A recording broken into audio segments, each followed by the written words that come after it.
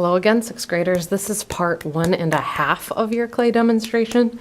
Your first one focused primarily on crouching gargoyles like a cat or a dog or a dragon.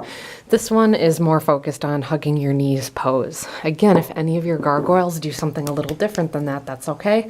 It's encouraged. I hope your gargoyle turns out looking a little to a lot different than mine. So start by taking a solid piece of clay and slapping it around until it's roughly a bean shape.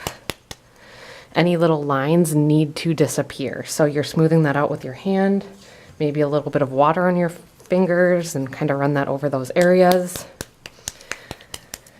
I prefer building a solid gargoyle and scooping out the insides later so that it is hollowed out. They all need to be hollowed out with an escape hole, with the walls being no thicker than your finger. So I'm gonna set that aside.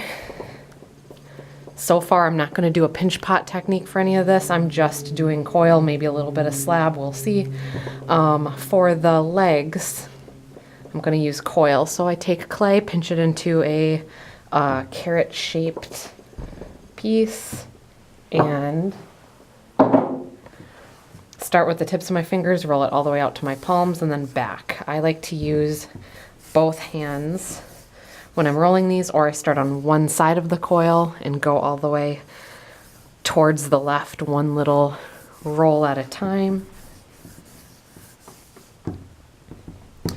And there are lots of different ways to make feet for your gargoyles. Last time I only demonstrated how to make a dog paw, which looked kind of like this. I started with a ball of clay, I flattened it, and used a wooden modeling tool to kind of press into that clay and rock it forward so that it looked more like a dog paw. Here, I might want a couple other options. For this guy, he used slabs for his feet. So you could use the rolling pin to roll a slab, or if you want something quick, you can just pound the clay with your palm. Every couple of hits with my palm, I kind of lift it off of the table so that it doesn't stick to the table, and any areas that are already getting really low, I avoid hitting those areas. I only hit the areas that are raised up. So think about it like peaks and valleys. Anything that is a peak or a mountain, you're going to hit. Anything that is a valley or a lower area, I'm going to avoid so that it is a flat cookie. I can use this metal rib, no serrated edges to it, to smooth it out. And if I want to turn this into some kind of duck foot, I like to draw out my image first so that if I make a mistake, I didn't already cut it, I don't have to make another slab. You can't just cut something and then erase it with your finger, hoping that that fixed it. The cut is still there, as I said in my earlier demonstration. Once this is cut, it looks a little too cookie cutter. So a good way to make this stop looking so sharp is getting a little water on my finger and running that over the sharp areas like this. On his feet, I added a texture with a needle tool, and you might want to get some clay and roll a very thin coil for the rest of the feet here, kind of like that. For my gargoyle, I think I want to do a human foot though, so I like to make both feet around the same time so that I can roll 2 balls of clay, look at them, and see if any one of those feet are going to end up a little too big.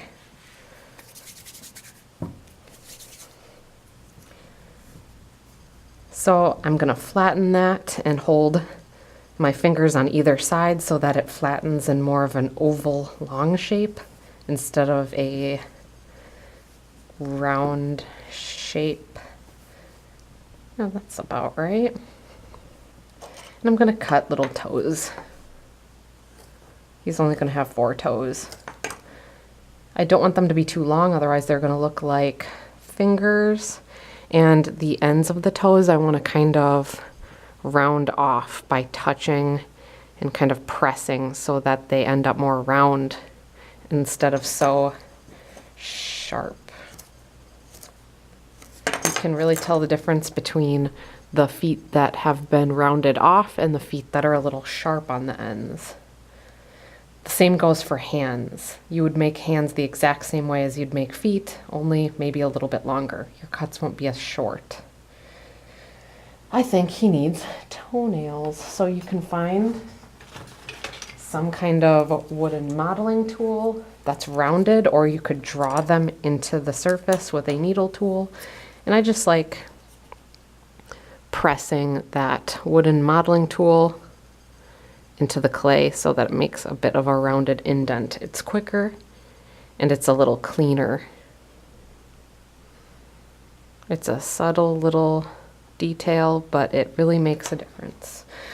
Before attaching, I need to make sure, maybe I want them to be a little wider, that this looks like the right kind of foot I need. All ankles and wrists are skinnier than the upper part of the leg. So I cut a little bit of that extra clay off of here so that it tapers off and gets a little bit more narrow. I like to roll that so it gets a little smoother. That foot looks a little too tall. Good thing I'm making them both at the same time. Make them a little shorter. Knees are a little bit rounded at the top. I don't want to attach them like this. Now with your last gargoyle, I demonstrated cutting them at a bevel so that it blended in with the body. I don't want this to be beveled off. I want it to look like there's a knee bulging out. You don't have to make your legs like this. There's so many ways to make them. You could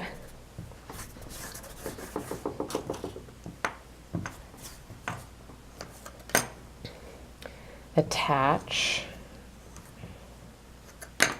two coils that are cut at a bevel so that they kind of blend in a little nicer for knees, but it's a little bit of a longer process. So when I attach two pieces of clay, I never just add water. I have to slip and score properly, otherwise they're going to fall off. So I use my serrated rib or my needle tool to make those score marks.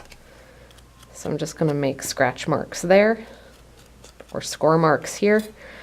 Just like Velcro. It needs to be on both sides, and then I add just a little bit of slip. Just a little bit goes a long way. Whatever clay you attach, you should try smoothing out as best as you can. You can use a wooden modeling tool, you can use your finger. My favorite method is using a paintbrush with a little bit of water on it, not slip. Slip makes it look like it is a frosting texture. So that's good to go. Score marks on one side, score marks on the other, add slip. Just in the middle, you don't need it on both sides, just one. Just like a glue. You don't put glue on two pieces of paper, just one. Before attaching it, I think I need to consider scoring the entire backside instead of just the top. You don't want it to be attached by a very small area, otherwise it's going to be unstable.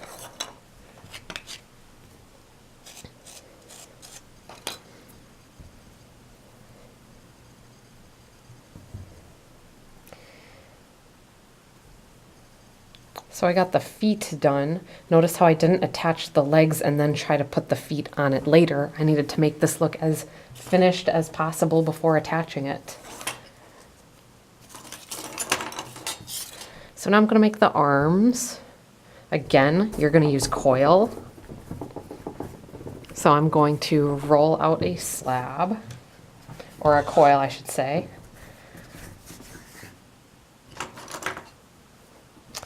And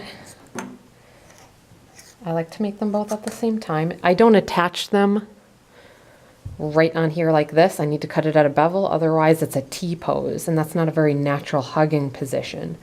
So I got one coil, but same thing with the feet. The wrists need to be skinnier, so I cut off some of that extra clay. And roll the ends so that the wrists get a little bit skinnier. I think I need to cut a bevel into the top of the shoulder so that it more naturally curves forward and doesn't stick straight out like a T-pose. You can kind of see the difference between how much I have to bend this one to curl it forward and this one. Bevel's just a fancy word for cutting it at an angle, so that it's kind of at a, kind of making a ramp here, like a car could drive off of it. Score marks on both sides. And I want to attach it. But before I do that, maybe I want to add hands, just like the feet. I made the feet and attached it to the legs before putting it to the body. I think this might be an exception. I think I can get away with just adding the hands later, because I want to make sure I have enough room first. Now, where I attached it, I'm not smoothing it out all that much because I kind of like that look. I kind of like the look of seeing the edge of that arm, but I still might want to get a little bit of water on my finger and run it around where it attached. Some hard to get to areas might be bumpy and rough in there. You could do what I like to do with my paintbrush and just get a little bit of water on that paintbrush and run it in those hard to get to areas. The bristles will do all the work for you. That's one of my favorite little tricks with this. For the hands, just like the feet. And this is if you're doing a human gargoyle. If he has webbed fingers like that, or paws, or claws, it might be a little bit different. So this method is going to end up giving you kind of like Mickey Mouse hands. They're about the same size now. So it's kind of hard to move away from the Mickey Mouse look.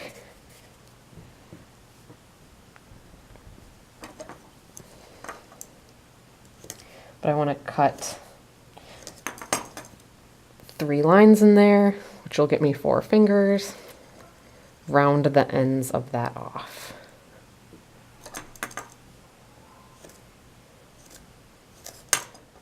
If you want to add fingernails, please do.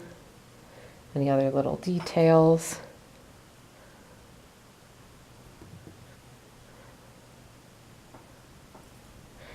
Now, I don't have enough room for both of those hands. I think I need to cut the arms a little short,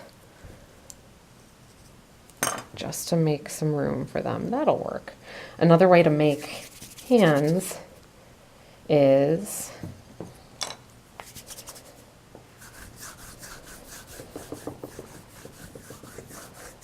rolling a really skinny coil for all of your individual fingers. Now, this is the hard way.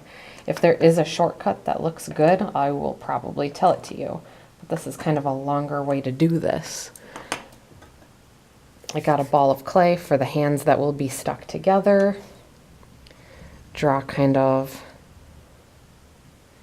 a squiggly line. Those are the interlaced fingers, kind of like this. And you will just attach your very, very skinny coils. Those are your fingers. If you don't add enough of those tiny, tiny coils, it doesn't turn out looking like fingers at all.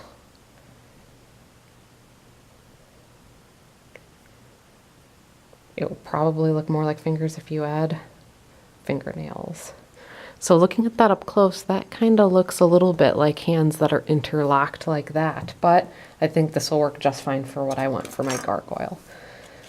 Slip and score everything you've got. Now, one thing I forgot to mention is I didn't slip and score any of these fingers. That is only okay if I am willing to use vinegar. If you stick 2 pieces of clay together, usually slip and score is the best way.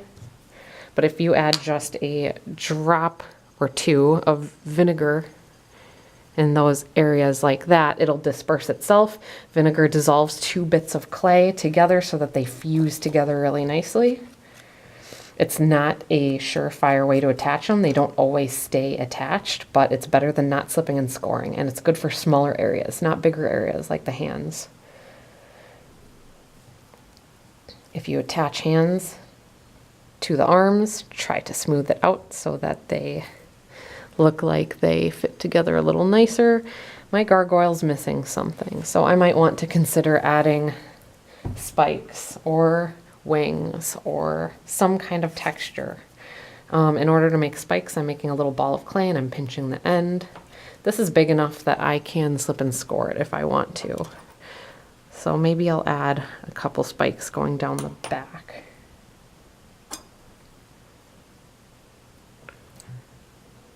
This might also be a good example of using a paintbrush with a little water and smoothing out where I'm attaching those pieces of clay. Now, honestly, I might just make the middle spike a little bigger and the end spikes a little smaller, just so that there's some variation.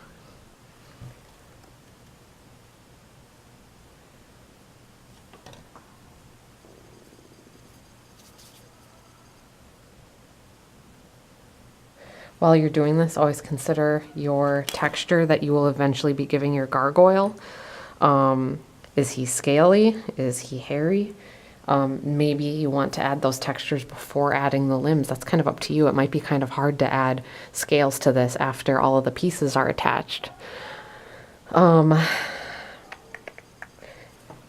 think that's it for now. Next demonstration is going to be how to hollow out your gargoyle and attach a head.